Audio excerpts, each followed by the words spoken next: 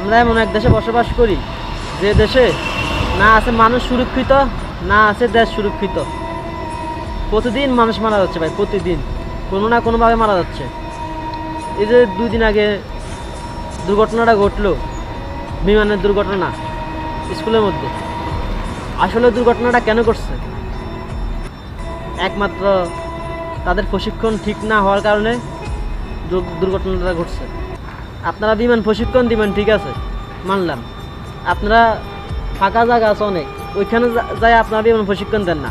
আপনারা কিসের জন্য হাজার হাজার মানুষের মাথার উপরে আইনা বিমান প্রশিক্ষণ দিবেন?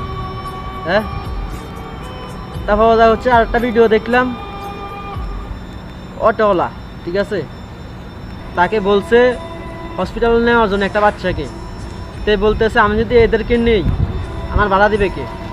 ভাই, এখানে যদি অন্য মায়ের সন্তান না হয়ে যদি আপনার সন্তান হইতো, আপনি কি এই কথাটা বলতে পারতেন? কখনোই বলতে পারতেন না ভাই।